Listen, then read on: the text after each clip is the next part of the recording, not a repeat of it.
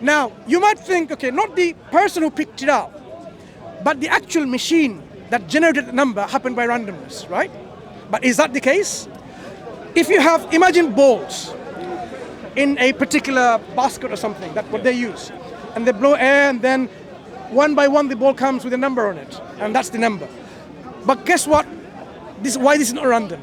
If we knew the speed of the air that is pumped in that particular drum, if you knew the weight, the surface area of the ball, the height, the width, the density, all of that, if you knew all of that, you can, with your physics and mathematics, can determine exactly that this is the number the ball that's going to pick up. It's just we don't know all of those factors because the interaction between all the other balls.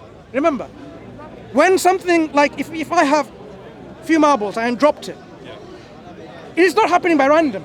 All of it is determined by how this particular ball is going to hit the other ball, the nature it's going to hit in terms of the force, how the forces of repulsion or attraction is going to be there. How, snooker. Think about snooker and this ball for now. When people hit a ball, and then after 1, 2, 3, 4, 5, 6, all these things, and then it goes into the pocket. It's not random because they knew exactly how much strength and force and the angle they need to put and the elevation. All of that is calculated because that player have worked it out. He can put the ball into the hole. These balls that are designed, if we knew all of those factors, just like the player, we could say it's going to be 29, it's going to be 5. We just don't know that yet. So that's why there's no such thing as randomness. Nothing is random. Everything, if you it's a mind-boggling concept. So what would you name the state of not knowing? What would lead to the... No, we don't know all of the factors. Yeah. What would you call that? That's our ignorance about the factors. But the factors are all there for us to know and learn. That's why the more science we do, the more factors we eliminate. You see, when we do science, we want to establish the root cause of why this happened, or even forensic science. So we look at a knife that is there with the blood on, and a fingerprint. And we can see the video footage of this man who actually did this job. We are eliminating all these factors which are not responsible. And then we say, okay, there you go. This is why we're saying this person is responsible, because all of the factors point towards that this is the criminal that did this act. If we didn't know all of that, you might just even say, just like the bike popped into existence, you might say the knife popped into existence from nothing, and then it just stabbed this guy, and the guy bled to death. It's imaginable, it's possible according to this theory of probability, it just happened. But the judge and the jury would not buy that. Why? Because of the complexities involved in terms of these kind of things that happen. Otherwise, it could simply say, if the factors determine that, this man actually slipped, and there was this knife there, like this, and then he got stabbed. Understandable. But the way things are described, he was running, and the knife was running behind him on someone's hand. That's not chance. You can eliminate all of that. So we look at this universe, we can observe this universe, and we can make these inferences. All of these complexities which are organized, assembly, this we can say safely, confidently, reasonably, rationally, that this is all from a maker, from a designer, from an originator. This originator has put this all here in place. It's only this dogmatic scientists who don't want us to believe in it, they're telling us otherwise. You started off by saying science is dogmatic, they are feeding us false information, and then you started to qualify the Quran's description, what you said earlier. I'm giving you information. About you can make split. whatever you make. You can make your inference based on the data I've provided. Remember, the universe shows us data. Data of assembly. You make the conclusion based on what you see about the data. Quran provides you data. You make the conclusion. Is this data driven by intelligence or randomness, or it just happened by someone who just happened to know? That is what we're offering you. The question I was trying to ask is science right or is it wrong? No. Science is just a mechanism in which to understand this assembly, this process, to make conclusions which are intelligent conclusions. We won't make a conclusion by looking at all this data and assembly points, design feature of this bike, even though I haven't seen the manufacturer, but according to the scientific way of thinking, we would say this is designed by intelligent designer. Yeah. We'll make that conclusion, even though none of the scientists who are concluding this would have seen it. Yeah. So we observe the data, look at the complexity of the data and the assembly of the data, and we make intelligent conclusions, reasonable conclusions, inferences which should make sense. So this universe is like your big bike, all out there, assembled. You can either, if you want to believe on this happened by nothingness, which you said no, by something that is always there with inherently possessing the attributes of change, making change, the ability to make change, design and so on, it's up to you. But to me, it all makes sense to me. This is me personally. And I'm sure many Muslims will agree with me that this exhibits that there is behind all of this, not only someone intelligent, someone who possesses a will, intentions, awareness, consciousness, power, knowledge as well.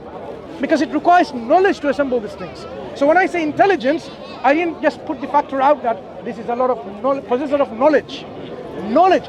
Anyone or anything that possesses knowledge and does things cannot do these things with this kind of assembly of knowledge unless it's self-aware. So this is where we are making it one step forward with our argument. This is a conscious, self-aware agency, able to create our universe and able to maintain our universe in this way and still, what we call sustain our universe. We cannot do that. There is nothing that we can imagine that can see in our universe which can do that can bring about our universe and maintain it like that. A being or an agency must be such a powerful being, such a powerful agent, such a knowledgeable agent, such an agent of might that is only can be described to be a creator, God in our sense, who deserves our attention, deserves our praise and our thanks and our glory, and that's what we mean by being someone who is God, who is worthy of all of that. Do you agree with that? Do you agree with it? I agree with the fact that all of these things did not necessarily happen. By chance or randomly? No, I'm trying to avoid those words. I think where we disagree isn't with the fact that something happened. The Big Bang, obviously, I recognize that. But the intention part, that's the shaky disagreement. That's the point of contention. Which part shaky? Like intention, conscious agent, those type of like qualifiers for it. You find that shaky? Yeah, that's the point where we disagree, because it's not being very like clear cut to explore what intention is, consciousness, what does. So we get to a point where actually, if it's clarified that you need intention behind all of these things, then there's another one step further you can go with your line of thinking, isn't it? Yeah. Because that is stopping you from accepting this as an agency which is personal, which is something that is alive, which is living. Yeah. So I would say, think about the complexity of information. Information in our DNA, Yep. information about our universe, the physical laws and so on. And that level of complexity, since at what point we would subscribe to a view that this is too much to assign, non-conscious agency, or this is a point we have to assign a conscious agency. Let me give you a simple example. One of the simplest examples is, you find a piece of paper and it's got written on it, looks like English writing. Yeah. We're speaking English. I'm certain you know how to read English. Yeah. What's your name? Michael. Michael. It says, "Dear Michael, it was a pleasure meeting you in Speaker's Corner on the 30th. Is it 30th? On the 29th of May 2022. We had a discussion about 5:30, and there were a lot of people there, a lot of cameras working, and we talked about intelligence, we talked about agency, we talked about DNA, we talked about the example of a tree and so on and so forth. And you're wearing this beautiful t-shirt which had New York and so on, and you had a bike that we discussed about the aerodynamic feature because it's thin, that makes it faster. By the way, this is Mansur speaking to you. I'm writing to you. I forgot to send my email, my phone number. Here is my phone number, and you can actually call this number, and I'm free, available after evening, and I'll see you next week. and it's got my name on it. Not my name, it says Mansur on it. Yeah. If you see that piece of information, at what point would you say, this, I have to say, it is not from a non-conscious agency, but must be from a conscious agency. That piece of information, which may be about 10 lines on a piece of paper in English language. Not giving you the theory of relativity, how to derive it, how to prove it, no mathematical formulas. It's simply an English, someone, they met you at Speaker's Corner on this day at this time, and the discussion they had. That's all. There is nothing, a discovery that is there about like, this is how you're going to win Nobel Prize or the next lottery. None of that. Simply that experience. At what point you'd say, you know what, I am not going to think that this is from a non-conscious agency, but in fact, it is most likely to me, it's from a conscious agency. Agency which is conscious, with knowledge and intent to write and so on and so forth. So, explore that. Can you explain a bit more? How would you come to that conclusion?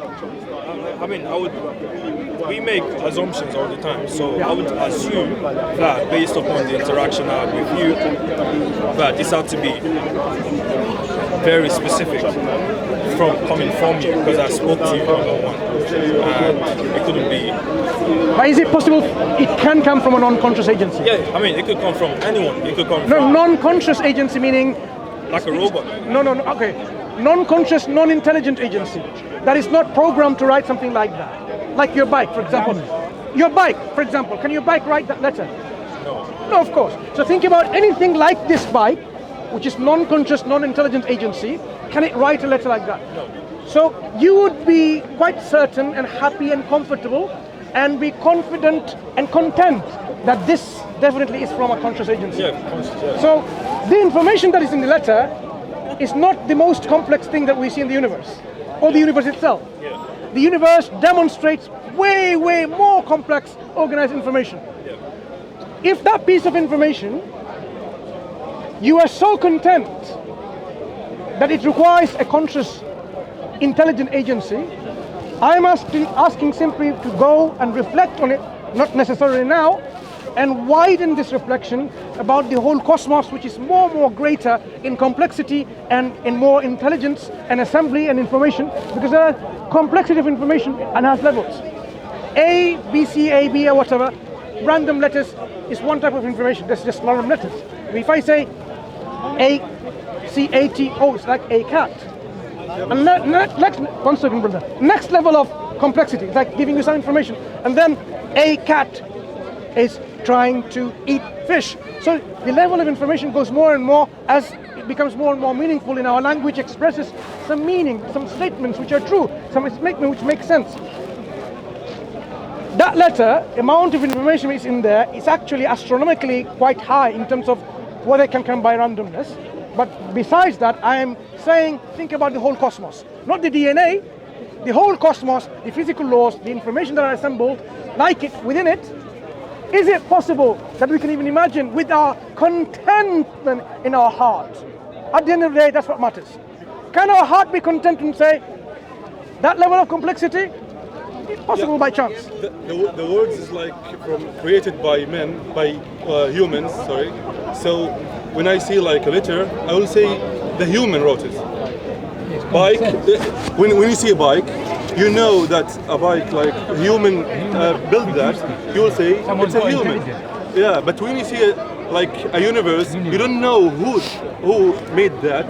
So you can jump to conclusion. You can jump to conclusion. I want to show you something very quickly. Okay, brother. This is a translation of the meaning of the Quran. Quran is in Arabic language. This is in English. One of the chapters, chapter 112 of the Quran, right? There are 114 chapters. It's telling us about that intelligent agency. We believe the intelligent agency, which we call the creator, originator, has sent us this information through this agency, human agency called the Prophet, or a warner, or a messenger, Muhammad sallallahu alaihi wasallam, and he has told him this: say, he is Allah, one, only, unique, the eternal refuge, the independent, the absolute, the one who doesn't produce anything, children, families, offspring, and the one who is not born. doesn't beget, is not born, is not something generated or produced. There is nothing like unto him in whatsoever way. No comparison, no co-equal, nothing, no likeness of his likeness. There's nothing comparable unto him.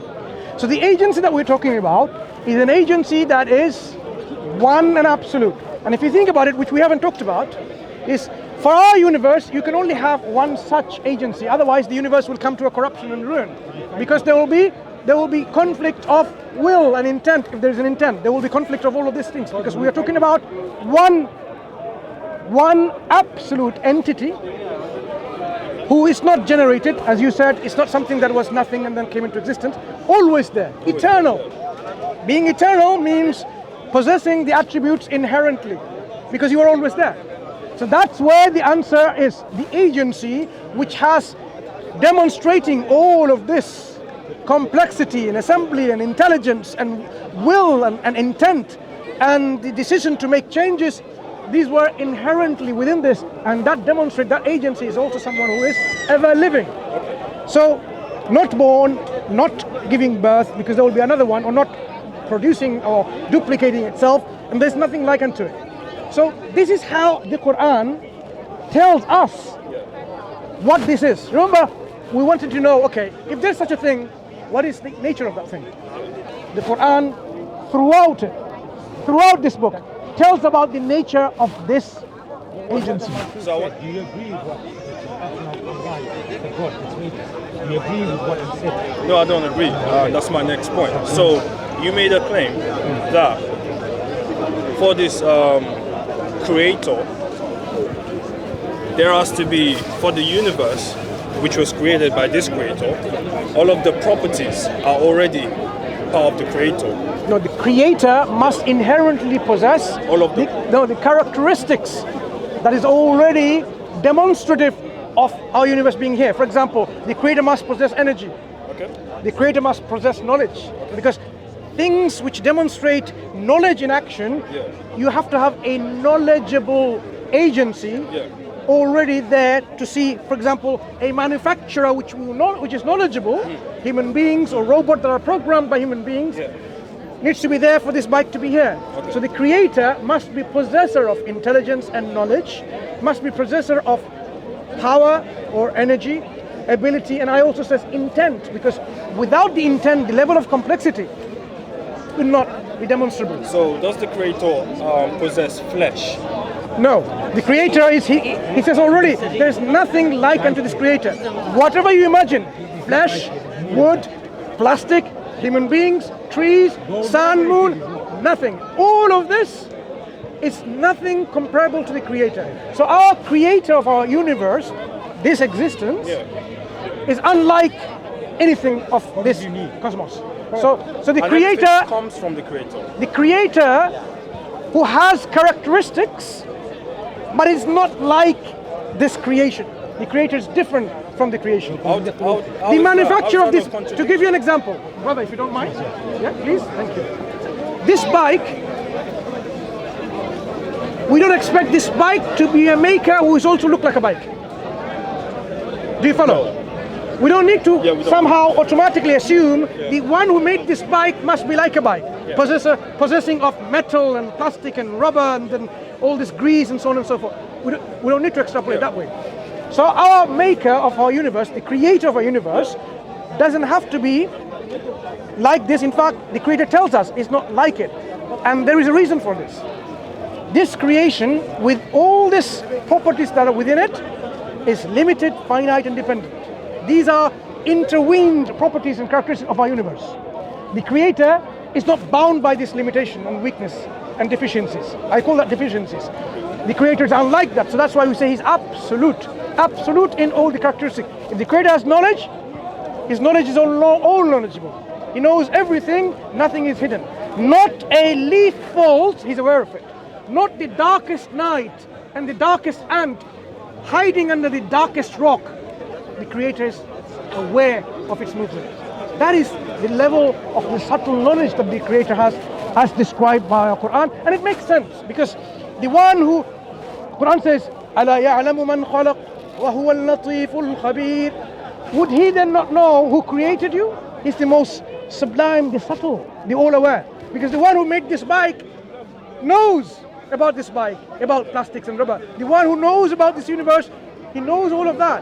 Why would it not be all-aware? So our Creator has knowledge about all things and everything. That's what the Quran says. So the Quran is something that, I hope at least this is an introduction to you about the Islamic faith, in which our faith is not based on blind faith, but on reasoned analysis and conviction.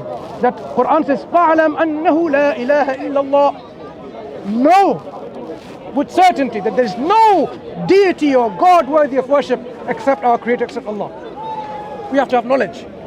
So we can't just simply believe, we have to go through this process of elimination and rejection. There is no God worthy of worship. This is not God, you're not God, the tree is not God, this land is not God, nothing is God. The sun, the moon, planets, the black holes, nothing is God. Nothing is our Creator. Nothing is the originator of this universe except the one who made it, Allah. That is the negation and affirmation in Islam. When someone becomes a Muslim, this is the process we go through. That we say, La ilaha, no God or no deity worthy of worship, illallah, except Allah. So it's a rational conviction. Brother, when Brother Mansur suggested that, in the Quran everything is written, so why anybody should read it? Because we all have got intellect, we can, visualize things, we can understand, we can reason out things and all that. It's on the same principle. All have got eyes, and in our eyes we got light, and we can always see. So he said, why do we need an added light? But the thing is that suddenly there is darkness, or at night there is no light. Though you have got light in your eyes, you need an added light to be able to see. Similarly, the Quran is, we have got an intellect, but you need an added guidance to be able to comprehend everything which is said. So that was my point. Thank you. Sure, thank you. So the Quran is like a manual of our life. It gives us guidance to know, first of all, who we are, where we come from and where we're going, and what's going to happen to us when we go. So, you see, often and not, you will see the liberal, capitalistic society that we're living in today doesn't want us to think about these existential questions. It is trying to say, we can study philosophy if you're interested, but leave that question. Enjoy. Eat this, dine here, wear this, go there, watch that. This all telling you, Time Out magazine, for example, or something like that, isn't it? It tells you, this is where you should go to enjoy yourself. This is what you should be eating. This is what you should be wearing. All of that. They're telling you to consume. This is called the religion of materialism. They want to preoccupy us with the materialistic life in which you are living your life of hedonism, where you know that you're going to die, but they don't want you to think that that's it. They want you to enjoy every moment of your life as it lasts, and don't worry about death. But they don't want us to tell this one thing, why you're here in the first place. All of that, this beautiful assembly that you are a human being, that you are, everything is assembled in particular order. Your heart is assembled in such a way, differently than from your liver, differently than your kidneys. Because the cells, during the initial development of the embryo, the cells started migrating in groups, and they assembled to group to make this tissue. This programming is there. You didn't design it. Your parents didn't design it. There was no blueprint for your parent. Your mom and dad said, what? These cells, we want them to go and recognize each other and settle there and make that tissue called the heart, the organ. None of that. This intelligent, designed exhibition in your body, you must think, if all parts of our body has a set function. Now I want to really think about it. Set function. I don't agree with that. Are you saying your heart is there to see? Not my heart. But Okay, kidneys. Is your kidney there to hear? no. So That's not what I'm saying. So let's think about something. Your kidney there specifically serving a function from the whole body. Yeah. You haven't designed it, and you haven't set its purpose. Every single organ of your body has been established with a function. Our eyes with vision. I don't agree with that. So your eyes, what's the function of the eye? No, not the eye. So there's in biology, there's a thing called vestigial organs. Like what? Vestigial. Yeah, I know. I studied biology too. Oh, okay. So what is a vestigial organ? It's an organ that's not really. Give me an example. I would have said. The appendix. I'm not like I didn't. The appendix, right? Yeah. That's what they thought. I'm telling you, the reason people thought this is a vestigial is because they didn't know its function. Now we know the importance of appendix in stress control. Yeah? The list of vestigial organs at one point was very long. But guess what happened to that list? It's gradually and gradually and gradually shrinking. Because the more we understand science, the more we understand the roles of those things which we call vestigial. Okay, so Appendix. an example. Let's talk about the appendix. Appendix, the reason I gave you an example of appendix, this is a real, what's called, an eye-opener for people who think this way. Appendix was glorified example of a vestigial organ until scientists told us otherwise in recent years. They told us, no, appendix have a function. It has a purpose in our body. Okay. But prior to that, because of our ignorance within the scientific community, not lay people, the lay people are ignorant anyway. The scientists, because they didn't know, they hailed and glorified, and then they said, okay, this is a textbook definition, an example of a vestigial organ, only to be humble enough to admit that it is no longer vestigial.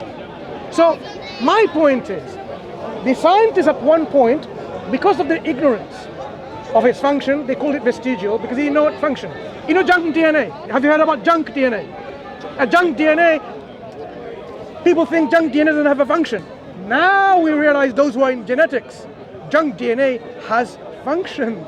It's not junk as in like it doesn't have any purpose. But they called it junk because at that time they had no demonstrable, when I say demonstrable, they couldn't demonstrate what function it served. But now we know how the function of those DNA parts are. So the list, my friend, go to a list 100 years ago. Now compare the list 100 years ago, 50 years ago, 25 years ago. What you'll find is an astonishing truth. And that truth is, the list is shrinking. So if the list is shrinking, what is our reasonable assumption that we should say? That it seems like in principle, what we call vestigial, as more and more science develops and progress, we are more likely to know the function of the things that we call vestigial. I'm not saying we'll definitely know, let's use the scientific jargon. We are more likely to know what its function is going to be, because that's what we've been observing throughout our historical exploration of science as we are living through it. We see that is the case. A good scientist, a good individual with critical thinking will make this approach, saying it is more likely as time approaches, our knowledge expands, we will know the functions of the male nipple, for example, which they're laughing about. Like, what's the function of it? They talk about the coccyx, the human tail that's there, yeah? But as more and more we develop our science, I'm not saying they don't have a function or they have a function, I'm just illustrating with the example they brought about. It is more likely that we know. So when we talk about all of these things, I've lost the point I was going to make about this, but you brought vestigial organs. There is no such thing as is a leftover of an evolutionary byproduct. That's what they thought. Evolution, because it's blind, it just happens, and then it somehow, initially you had fins to swim underwater and gills, and now you don't need to do that. So anything that exhibits is a leftover of that function. We will eventually discover this, what is the case is. Like the example of a penguin. The penguin is used to say the wings of a penguin is useless. Yeah. But if you really study the flight. aerodynamic nature for penguin, it's not flight in the water. No. Flight in the water. Do you see how they fly in the water? Observe next time. They swim. No. The wings, the way they use their wings underneath the water, the amount, we talk about aerodynamics, right? Yeah. You're talking about the design feature of this, making it thin like that to make it faster. Yeah. The wing, the way they are proportioned, the way they are there is exactly the you need for it to propel so fast. So it is not a biological remains of a evolutionary process as a leftover. It's a design feature built in already. So I can give you many examples of people talk about it, but enough of the two examples I illustrated, you can go and go into that debate if you want, from the camp of the evolutionist and the one who opposes evolution. And you will see this debate is going on. for months and years. And scientists, they say, okay, fine, you know what, appendix, okay, we'll take it from the list now. So it's ongoing learning process for each one. And the people who didn't know how to explain, they didn't say, okay, fine, you know what, God made it that way. They will say, fine, we will learn as we learn about science. Junk DNA, now it's not junk anymore. We need that part of that DNA parts, otherwise this coding is not going to happen. Please go and study about genetics and you will be surprised the amount of information it's there, assembled together to switch on and off the genes to make your eyes, they make it the tall as you are, they make you the build that you are. It's all this genetic component will switch on, off. And yet we are supposed to believe that this all happened by just like that. So I want to leave you with this thought. I think we have talked about enough. The only thing that we were discussing about is agency, which is consciousness or not. Okay, so think about this level of complexity and where that letter that I gave you example of, why you're saying I'm content that this is coming from myself, and you would say this is more likely, this is how my heart will be settled with that, rather than this letter just popped into existence from nothing and then it just got over the millions of years, the ink, the carbon, the ink, whatever it's made of, and the paper, they're assembled together, and the likelihood is there, that what they're saying, the probability, even though it's minuscule, it's not zero. That's what the scientists are saying, the mathematicians are saying. But in your heart, in your mind, when they're together working in cooperation, you will say, I'm content to subscribe to the view that this is from Mansur that I spoke to in Speaker's Corner on that day, rather than that. Likewise, you need to make that kind of subscription to the agency, whether it's conscious or unconscious, about the whole cosmos all around you. That is something that you have to do yourself. The digging, the critical thinking, the information analysis, you have to do yourself. What we were trying to do here as Muslims is awaken the spirit of critical thinking, awaken the spirit of the thinking outside the boundary of the social constraints by our media, telling you watch this movie and go into this matrix and that's it, be happy, and you think, yeah, everything is possible, maybe you don't exist. You'll be surprised how many hyper-skeptic individuals that I speak to in Speaker's Corner who even not sure whether they exist or not. You'll be surprised. You'll be surprised. DawahWise is mine and Hashim's channels. If you go and watch some of the videos, there's so many people who speak to. That's what the societal conditioning is.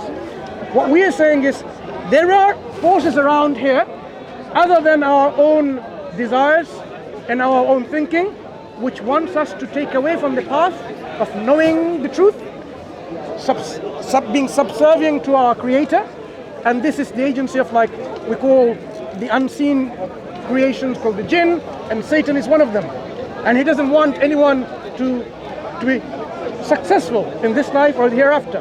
He will show you and he will allure you all of these things and try to divert you and try to take your attention away from the reality of the existence, which is forever and forever, and always say, be preoccupied with this life and be happy, because why worry about all of that, because you're okay now.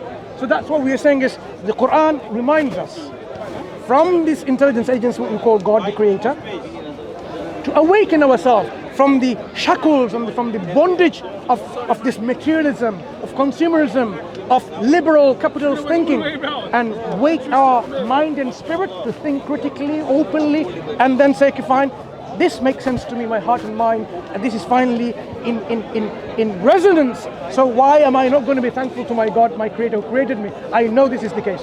That decision has to come from you on your own particular decision that you make without being coerced, without being somehow forced, but something that you take in for your own self, willingly, sincerely, with the truth and love. So I will leave you with that. If you have any questions, you can ask, but I would like to give you this Quran as a gift. And read about it. There's various ways of reading it from the beginning to end. The Quran is not like a book which starts in the beginning and it ends and this is the end. You will find it quite different. So you can read it. You can read any chapter on its own. It's called a surah, 114 surahs. You can read it. There are thematic unity. Each surah has a unique message. All the surahs you will see either this way, that way. They remind us about our God, our Creator. And there is also thematic, topical way of reading, like from the index, like God. Oh, let me learn about God. His unity and exclusiveness. His sovereignty and dominion. I want to know about his sight and hearing, his provision. I want to know about hellfire. Let me look into this. Okay. Day of resurrection. 248 means chapter 2, Surah 2, Ayah 48, verse 48. Chapter 2. And then you look into it and say, okay, this is what it says. So this you'll find is something that will help you as an information to, as I said, awaken your spirit, and you make the decision. If it's not from God, you don't have to believe in it. If it's from God, ask yourself, why am I not a Muslim? Whatever you're looking for, you will find it in there, inshallah. Allah always has whatever people looking for. You just sincerely look into it, and you'll find the answer. You know, but you have to ask, look, guide me, and find me the spirit of God. Yeah, read it. What have you got to lose? Nothing. You know? Yeah, of course. So we are all in unison in informing you that you need to seek information, expand knowledge and information. Did we ever say you just believe or you're going to go to hell? Did you ever hear from anyone else? It's not our sort of non-attention. Because you know that we need to make our own informed choices and decisions, and that I'm positive you will do. And Islam asks us to ponder, think, look at the world. It tells us to rationally come to conclusions. And just to recommend a channel that I recently got into, it's called Thought Adventure Podcast. Amazing. Oh my so God. there are 4 friends of ours: Sharif, Yusuf Ponders, there is Jake the Muslim metaphysician, and there is brother Abdul Rahman. 4 brothers. It's called Thought Adventure Podcast, and I would recommend it too. Why? Because they deal with this kind of questions, and they've invited Aaron Ra, for example, at one point on their channel, and Aaron Ra left with the understanding that there is a necessary being. That is the transformation that happened. So they're very intelligent, bright, far brighter than you know my humble self, and they will really argue with you, reason, and can discuss with them. So I'll show you which channel that is. Thought. Thank you for recommending that. They're amazing. I recently watched them, like, Ramadan just went by. Yeah. I got into them. It changed my perspective on Islam a lot. It's on Skype. So Thought Adventure Podcast. Okay. So this brother is brother Abdul Rahman, and you can see there's 3 others. So they are mainly concerned or engaging with academic scholarship, because that's where you can have meaningful exchange of someone who's sincere, someone who is within the field, so you exchange information to the level that is required, rather than speaking to Tom, Dick and Harry like myself, for example. You won't get that information. I won't be able to tell you about for example, the philosophical issues on this, or the arguments for and against, but they will certainly. So please go and listen to them. And our channel, myself, is DawahWise. So if you want to, go and have a look at the other discussions we had with many other free thinkers and humanists, agnostics and atheists, just to awaken the mind so that they can make up on their mind. I mean, we don't force anyone to become a Muslim, but it's our hope and our desire and our wish that you become a Muslim, that you save yourself from the punishment, because God created us for a purpose, to do the will of God, and He promised us that if you do that, then He will give you paradise, which is eternal bliss and joy and happiness and tranquility and contentment. And if you disobey and reject Him because with arrogance and stubbornness, knowing the truth, not like someone didn't know, but knowing the truth, and you reject it arrogantly with stubbornness, then He has placed them in a place called hellfire, which will be the final and eternal abode, punishment. So we want no one to go there. We don't want anyone. We don't want you, me, to go into hellfire to be burnt and punished and be suffered in the punishment forever and forever. We want good of every human being. All we can do is share the message of Islam to you, and you make your decision, because at the end of the day, you will be responsible for your own actions and your own belief and your own choice. So it was a pleasure speaking to you, Michael. We hope to meet again, perhaps, and one day we meet again, you as a Muslim. You take care. You do that. Okay? You take care.